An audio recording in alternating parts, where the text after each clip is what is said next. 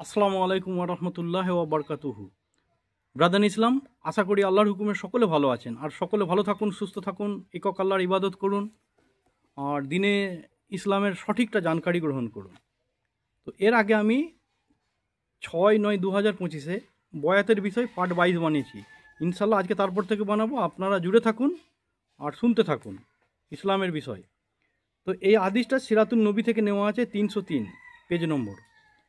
রসুল সাল্লাল্লাহু সাল্লাম যখন উমরার বিধিবিধান কমপ্লিট করে নিলেন, অবশেষে আলী রাদিয়াল্লাহু তাআলা আনহু রসুল সাল্লাল্লাহু সাল্লামকে বললেন, ইয়া রাসূলুল্লাহ, আপনার কাছ থেকে দুটো কাজ, মানে সেবা কাজের চাই, আমি চাইছি, আপনি আমাদের জন্য দুটো সেবা কাজ অর্পণ করুন। দুটো কাজের দায়িত্ব চাইছি। একটা কি? একটা হচ্ছে হিজাবাহা, অর্থাৎ কাবার গিলাপের বিষয়টা। দুটো হচ্ছে সিকাইয়াহা। তো এই দুটো কাজ আমরা চাইছি। আর একটা হচ্ছে যে কাবার চাবি আমাদের জিম্মায় দিয়ে দেন।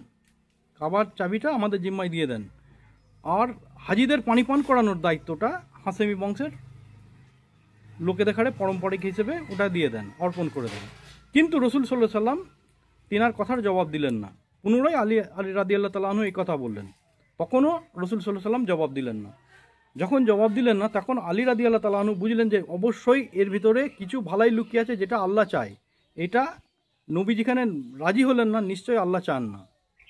আমাদের সমাজে কিরাম হয়, যদি পার্টির বিষয়ে কি কোনো নেতার কোনো কাজ করে দেয়, তো 10 টাকা করলে 50 টাকার আশা রেখে দেয় যে আমি এই কাজ করে দিচ্ছি, আমাকে এই দিতে হবে, আমাকে তাই দিতে হবে, আমার ছেলেকে চাকরি পাইয়ে দিতে হবে, বা আমার বেটাকে চাকরি পাইয়ে দিতে হবে, আমার জামাইকে লোন দিয়ে দিতে হবে, আমার অমুকজন জেলে ঢুকে আছে, অপরাধ করে চুরি করে ধরা পড়েছে, যে বলাৎকার করতে গিয়ে ধরা পড়ে গেছে, তাকে মুক্তি দিতে হবে। এইসব নেতার উপর জবরদস্তি চাপান দেয়।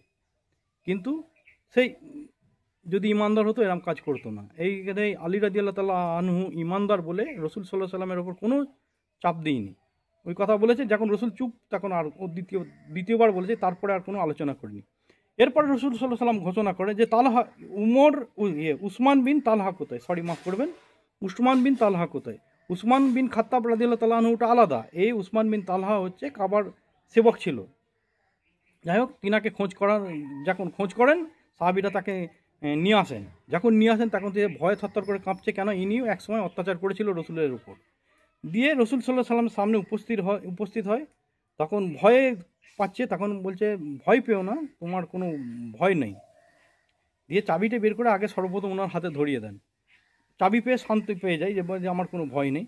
এই চাবি, হে উসমান, এবং বলে, হে উসমান, এই চাবি তোমার বংশের কাছে থাকিবে একবারে কিয়ামত পর্যন্ত। ঠিক আছে? এই চাবি তোমাদের কাছে থাকিবে, তোমার বংশের কাছে থাকিবে, এবং তোমার বংশরাই এই কাবার খাদিম থাকিবে। আর যারা আল্লাহর এবং আল্লাহর রসুলের উপর ঈমান আনবে, তারা কোনোদিন চাবি ছিনিয়ে নেবে না, কেড়ে নেবে না। যদি কোনো অত্যাচারী জালিম শাসক আসে, তার বিষয়টা আলাদা। এছাড়া কেউ তোমার কাছ থেকে কোনো মুমিনরা ছিনিয়ে নেবে না, মুসলমানরা। তো সেই হিসাবে পারম্পরিক হিসাবে আজও পর্যন্ত আছে। এরপরে মানে ওনার হাতে চাবি দিয়ে দেয়। উল্লেখিত এই যে এই উসমান সেই উসমান, যে উসমান ইবনে তালহা রসুল সাল্লাল্লাহু সাল্লামের কাছে কাবা এলেই অপমান করতো। যখন কাবায় নমাজ পড়তে আসতো, তখনই অপমান করতো। কাবা ঘরে চাবি দিতে অস্বীকার করেছিল। রসুল সাল্লাল্লাহু সাল্লামকে মসজিদুল হারামে প্রবেশ করতে বাধা দিয়েছিল, এবং আরও কিছু করেছিল। সবসময় আর কি ওনার বুড়াই করতো। যাই হোক, এরকম সবাই ছিল। একটা ব্যক্তি যখন কমজোর হয়ে যায়, তখন সবাই মিলে বুড়াই করে, যে জানে যে একা কিছু করতে পারবে না। যাই হোক, কিন্তু রসুল সাল্লাল্লাহু সাল্লাম সেসব জিনিস ক্ষমা করে দিলেন, দিয়ে বললেন, আজ কল্যাণের দিন, আজ কোনো রকম বিপদ আপদ হবে না। রসুল সাল্লাল্লাহু সাল্লাম প্রতিশোধ নিতে আসেনি। দিয়ে তিনাকে উচ্চ সম্মানে সম্মানিত করেছিল উসমান রাদিয়াল্লাহু তাআলা আনহুকে। অর্থাৎ এই যখন তিনাকে সম্মান করা হয়েছিল, তখন অলরেডি উনি ইসলাম কবুল করে নিয়েছিলেন। ওই জন্যে রাদিয়াল্লাহু তাআলা আনহু ওনার পিছনে ট্যাপ লেগে গেছে। এর আগে শুধু উসমান বিন তালহা ছিল, এখন উসমান বিন তালহা রাদিয়াল্লাহু তাআলা আনহু হয়ে গেল। ঠিক আছে? মক্কার যেসব মুশরিকরা দিনে দিনে রসুল সাল্লাল্লাহু আলাইহি সাল্লামের ওপর অত্যাচার করেছিল, দিনে দিনে যারা ইসলাম গ্রহণকারীদের ওপর অত্যাচার করেছিল, বছরের পর বছর তাদের ঘাড়ে অকারণে সামাজিক বয়কট করেছিল, তাদের ওপর দুর্ব্যবহার, তাদের ঘাড়ে সবসময় কটাক্ষ করেছে, বদনাম করেছে, এবং তাদের ধনু সম্পদকে লুট করার উদ্দেশ্যে তাদের ঘাড়ে মানে উপর মারপিট করে, বদনাম করে, মারপিট করে তার ধনু সম্পদ লুটে নিয়েছে, যেটা এখন ভারতবর্ষের কিছু মুসলমানের ওপর এরম ধরনের হচ্ছে।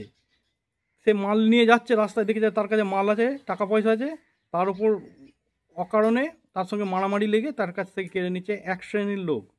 যেমন এই কিছুদিন আগে বাঁকুড়া থেকে গরু আনছিল, বিষয়টা জেনে গেলেন তো। তাদের উদ্দেশ্য হচ্ছে গরুটা লুট করার। সে গরুর কোনোদিন, সে গরুকে ভালোবাসে না। যদি গরুকে ভালোবাসে তাহলে তার বাড়িতে গরু পোষা থাকতে নেই। দেখবেন খোঁজ করে, তার বাড়িতে হয়তো সেরাম কিছু নেই। সে হয়তো তার মাকে বৃদ্ধ আশ্রমে রেখেছে, যে জন্মদাত্রী, এরকমও বেরোবে লুট করার উদ্দেশ্য। কেননা যেখান থেকে বিফ এক্সপোর্ট হচ্ছে সেখানে কিন্তু ময়দার গরু কাটে না, সেখানে কাঠের গরু কাটে না, বা মাটির গরু কাটে না। যে গরু মুসলমানরা খায় সেই গরুকেই কাটে। মুসলমানরা কাটলে দোষ, নিয়ে এলে দোষ। ওই কেড়ে নিয়ে গিয়ে সেইখানে অ্যাকচুয়ালি সে হচ্ছে, ওইটা হচ্ছে দালাল বলতে পারেন, বা তাদেরই লোক। ওই যেখানে মানে আর কি কারখানা আছে গরু কাটার, সে নিয়ে গিয়ে ওখানেই দেবে। তাছাড়া কি, আশ্রমের নাম করে, গরুর আশ্রম আছে, সেই আশ্রমের নাম করে ওখানে দেখবেন, খোঁজ করে দেখবেন সেখানে গরুগুলো নেই। যাই হোক, এর ভেতরে আমি যাব না। এরম হতে পারে, এটা আমার ধারণা, ব্যক্তিগত ধারণা, এটা হতে পারে। যাই হোক, তো এই সব মানুষরা এরকম ধরনের, যে আজকে নতুন ইসলামের দুশ্মন এরকম নয়, এটা 1400 বছর আগেকার ঘটনা। সেটা আমি বলছি যে তখনও এরকম ধরনের ইসলামের দুশ্মন ছিল। এই তাদেরই জালপালগুলো এখনও পর্যন্ত থাকবে এবং কিয়ামত পর্যন্ত থাকবে। মুসলমানকে কিয়ামত পর্যন্ত ওই দুনিয়াতে বাঁচতে গেলে এদের সঙ্গে পাল্লা দিয়ে চলতে হবে। যাই হোক, সবাই নয় তার বলে, ওদেরই মধ্যে অনেক লোক আছে যারা মুসলমানদের ভালোবাসে বা মুসলমানদের সেবাও করে, অনেক অর্থ দিয়ে বা নকরি দিয়ে, কাজ দিয়ে, ভালোবেসে ভালো ব্যবহার করে। এক শ্রেণীর মানুষ আছে। যাই হোক, তো এরম অকারণে রসুল সাল্লাহ সাল্লামকে নজরবন্দি করেছিলেন 1 বছর, তারপরের বছর, তারপরে 3 বছর, তারপরে ওনাকে হত্যা করার প্ল্যান করে। তারপরে রসুল সাল্লাহ সাল্লামকে যখন হত্যা করবে, যারা প্রহরী ছিল, পাহারা দিত রসুল সাল্লাহ সাল্লামকে, তো তাদের মধ্যে ঈমান এসে যাবে যে অকারণে ইনি তো কিছুই অপরাধ করেনি, তোমরা অকারণে তুমি একে যে নজরবন্দি করেছো, তারপরে খেতে দাও না, বেচারি ওই বাবলা গাছের পাতা খেয়ে জীবন কাটাচ্ছে এবং পিসাবের নালি দিয়ে তার রক্ত পর্যন্ত বেরিয়ে গেছে। এইসব ওই যারা প্রহরী ছিল তারা দেখেছে। যখন ওই আবুল হাব ওনাকে হত্যা করার পারমিশন দেবে, আবুল হাব দেবে, নাহলেও আরেকজন ছিল সে দেবে হয়তো, যাই হোক আবুল হাবই ধরুন না। তো যখন জানতে পারে ওটা আবু জাহেল ছিল, তারপরে তো ওনাকে হত্যা করবে সেই ইয়েতে, ওই বদরের যুদ্ধেতে। ওই আবু জাহেলের হাতে আন্ডারে ছিল, তখন উনি এরম অত্যাচার করেছিল, মারার প্ল্যান করেছিল। তো প্রহরীরা যখন কি আবু জাহেলকে ধমকি দেয়, তখন আর কি দিয়ে ওরাই প্রহরীরাই ছেড়ে দেয়। তা আবু জাহেল ভয়ে চুপ হয়ে গেল, মানে ওনাদের ওপর ইমান এসে গেল, হয়তো সেই প্রহরীরা ইমানও এনে ফেলেছিল। যাই হোক, এই সব সেই সব বন্দিদের খাড়ে যখন ধরে আনছে, তখন রসুল সাল্লাল্লাহু আলাইহি সাল্লাম বললেন যে হে কুরাইশগণ, তোমাদের কি ধারণা আজ আমি তোমাদের সাথে কিরাম ব্যবহার করব, এরাম বললেন। তো সকলে বন্দি, মানে শুধু কুরাইশরা নয়, সকল বন্দিরাই বললে যে আপনার কাছে আমরা ক্ষমা কল্যাণ করি হে আল্লাহ রসুল। তখন বলছে আল্লাহ রসুল কাড়ে পড়ে, বলে না কাড়ে পড়ে মানে খালে জল খায়, যখন মানুষ কাড়ে পড়ে যায় তখন নালার জলও পান করে নেয়। তো সেই হচ্ছে যে বন্দিগণ বললে যে হে আল্লাহ রসুল, আপনার কাছে ক্ষমা এবং কল্যাণ কামনা করি।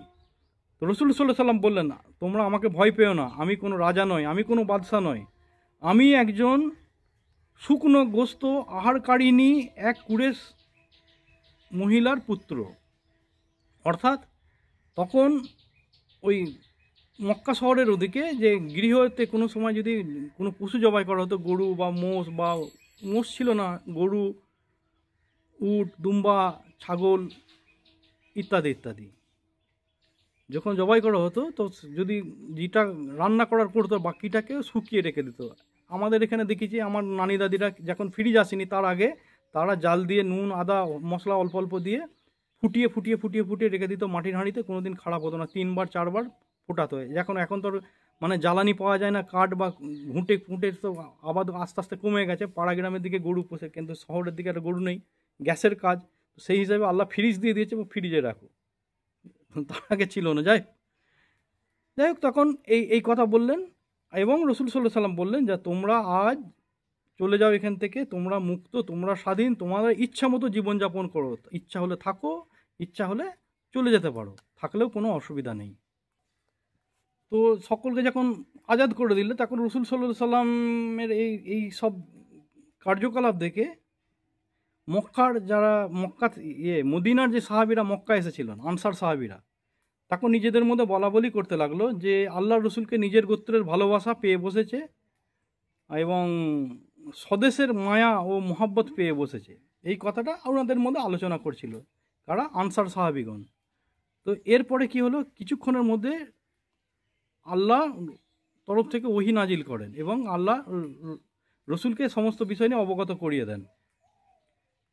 দিয়ে রসুল সাল্লাল্লাহু আলাইহি সাল্লাম তখন আনসার সাহাবিদের খানে ডেকে তাদের উদ্দেশ্যে বললেন, সাবধান হয়ে যাও, আমি হলাম মোহাম্মদ বিন আবদুল্লাহ, আমি হলাম মোহাম্মদ বিন আবদুল্লাহ, আমি হলাম মোহাম্মদ বিন আবদুল্লাহ সাল্লাল্লাহু আলাইহি সাল্লাম। 3 বার বললেন এবং বললেন, আমি আল্লাহর বান্দা ও আল্লাহর রসুল, আমি আমার ইচ্ছা মতো কিছু করি না, আল্লাহর ইচ্ছা মতো আমি হিজরত করে তোমাদের ওখানে গিয়েছিলাম, আমার জীবন মরণ ও তোমাদের জীবন মরণের সাথে জড়িত হয়ে আছে। তখন আনসার সাহাবিগণ বললেন এটা শোনার পর যে আল্লাহর কসম, আমরা এই কথাই বলেছিলাম যেটা আপনি বললেন, ওই মায়ায় পেয়ে বসেছে, বলছে এটা আমার হুকুমে নয়, এটা আল্লাহর হুকুমে আমি ওদের কাছে ছেড়েছি। যাই হোক, 6 জনকে ছাড়তে বলিনি, সেটাও তো জানেন আল্লাহর হুকুম।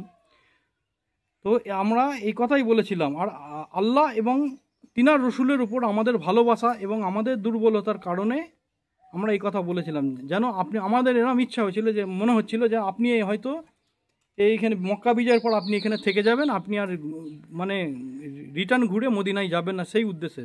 তখন রসুল সাল্লাল্লাহু আলাইহি ওয়াসাল্লাম বললেন, না, আমি এখানে মক্কা বিজয় করতে এসেছি, মক্কা বিজয় হয়ে গেলে আমি যেখান থেকে এসেছি সেখানে ফেরত যাব। তখন তাদের মনে ভরসা আসে, শান্তি আসে। যাই হোক, এই একটা হাদিস হয়ে গেল। আর একটা হাদিস হচ্ছে সেই মুসলিম শরীফের হাদিস 4489 থেকে 4492 এর মধ্যে আছে, পেজ নম্বর হচ্ছে 703, এর আগেও বলেছি। আচ্ছা, তো এটা হচ্ছে যে রসুল সাল্লাল্লাহু আলাইহি সাল্লাম 10ই রমজান সফর শুরু করেছিল রমজান মাসের। সেদিন তিনি কুদাইদ নামক একটা ঝর্ণা আছে, যে ঝর্ণার কাছে এসে রোজা ভঙ্গ করে ফেলেন, এবার ওখান থেকে পানি আনে, পানি পান করিয়ে নেন। যে এসে পানি পান করে নেন, দিয়ে রোজা ভঙ্গ করেন। তো তা দেখা দেখি সাহাবিরাও রোজা ভেঙে ফেলেন। তারপর থেকে 19টা রোজা তিনি কাজা করেছিলেন, একটা রোজা ভঙ্গ হলো আর 19টা রোজা কাজা করেছিলেন। তো সেই হিসেবে সফরেতে রোজা কাজা করা যায়, এটা হাদিস এসে গেল। এবং ফরজ নমাজগুলো তিনি কসর হিসেবে আদায় করেছিলেন, তাহা দেখা দেখি সকল সফর সঙ্গীরা সাহাবিরা তাই করেছিলেন। অর্থাৎ জোহরে 4 রিকাতের জায়গায় 2 রিকাত, আসরের 4 রিকাতের জায়গায় 2 রিকাত, ঈশার 4 রিকাতের জায়গায় 2 রিকাত, ঈশার সময় ঈশার 2 রিকাত এবং আর বেতের 3 রিকাত, এই 5 রিকাত সুন্নত নমাজ, নফল নমাজ বাদ। মগরিবেরটা 3 রিকাতটা 3 রিকাতই, ফজরেরটা সুন্নত আছে, সুন্নত বাদ। জোহরের আগে সুন্নত, পিছনে সুন্নত, নফল ওগুলো বাদ, সেরেফ জোহরের 2 রিকাত। এই কসরের নামাজ এরাম হয়, এরাম করেছিলেন মোটামুটি 19 দিন, বাকি 19। তো সেই বছর 29খানা রোজা হয়েছিল, সেটা প্রমাণ পাওয়া গেল, 10ই আর 19 দিন, তাহলে 29টা। আচ্ছা, এবার হচ্ছে কি, ওই 19 দিনের মুসাফিরি গুনতি সেই দিন থেকে চালু হয়। যদি কোনো ব্যক্তি কোনো জায়গায় সফরে যায়, যদি 19 দিন থাকে, তাহলে তাকে মুসাফির হিসেবে গুনতি করা যায়। সে যদি মনে করে যে আমি 2 রিকাত নামাজ পড়বো ফজরে, তো তার কোনো গুনাহ হবে না, কসরের নামাজ সে আদায় করতে পারে। বা যদি সে 19 দিনের সফরে থাকে, কোনো জায়গায় ব্যবসার বিষয়ে গেল কি কোনো কারণবশত গেল, সেই দূরত্বটাও থাকতে হবে, যেটা যত পর্যন্ত মুসাফির গুনতি হয়, সেরকম দূরত্ব হয়ে গেলে তাহলে 19টা রোজা তার জন্য কাজা করা যাবে এবং সে 19 দিন পর্যন্ত কসরের নামাজ পড়তে পারে, তার কোনো গুনাহ হবে না। এইবার মুসাফিরের গুনতি 19 দিন হয়ে গেল, এই থেকে আইন চালু হলো। এবার এরপর থেকে আমি আগের ভিডিওতে বলবো, আপনারা জুড়ে থাকুন আর আল্লাহর এবং আল্লাহ রসুলের হাদিস এবং আল্লাহর কোরআনের বিষয়গুলো জানার চেষ্টা করুন। আর যদি ভালো লাগে লাইক করুন আর শেয়ার করুন, এটা মুসলমানকে মজবুত করার উদ্দেশ্যে। আল্লাহ হাফিজ।